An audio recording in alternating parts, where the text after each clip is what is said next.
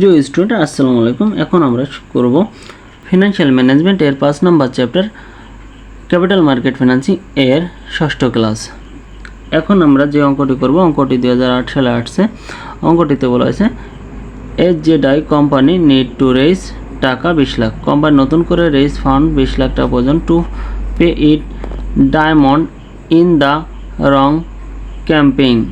এখানে তার 20 লাখ টাকা প্রয়োজন একটি নতুন ডায়মন্ড ইন দ্য রং ক্যাম্পেইনের জন্য। It will raise the fund by offering 2 lakh right. এখানে সে 2 লাখ শেয়ারের মাধ্যমে এই টাকাগুলো সংগ্রহ করতে পারে।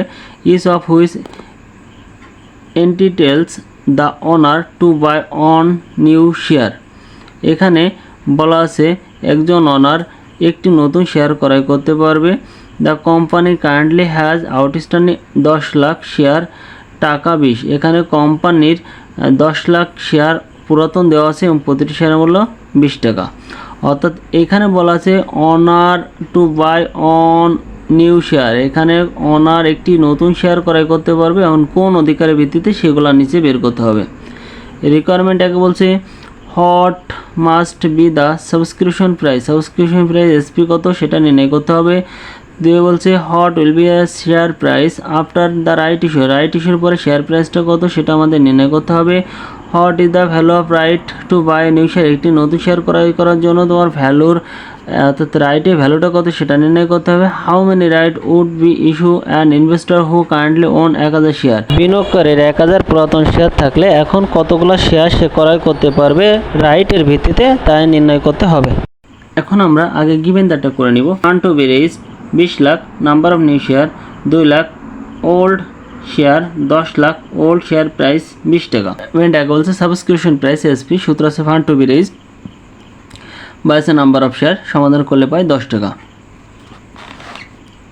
রিকোয়ারমেন্ট টু বলছে the share price after the right issue. Right ইস্যুর পরে শেয়ার প্রাইসটা কত পিএক্স, সূত্র আছে P0 গুণন যোগ এসপি বাই N+1, সমাধান করলে আমরা পাই 18 টাকা 33 পয়সা। রিকোয়ারমেন্ট 3 তিনি বলছে ভ্যালু অফ রাইট R0 নির্ণয় করতে। R0 সূত্র আছে P0 minus SP by N+1, সমাধান করলে পাই 1 টাকা 67 পয়সা।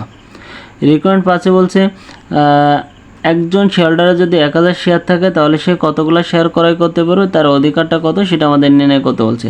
এখানে নাম্বার অফ রাইট, তার অধিকার হচ্ছে ইনভেস্টর শেয়ার অর্থাৎ বিনিয়োগকারী শেয়ার বাই এন অর্থাৎ অধিকার। বিনিয়োগকারী শেয়ার ছিল 1000 বাই এন ছিল 5, ভাগ করলে আছে আমাদের 200। সে তার যদি ওই বিনিয়োগকারী যদি 1000 শেয়ার থাকে তাহলে সে 200 শেয়ার ক্রয় করে নিতে পারবে।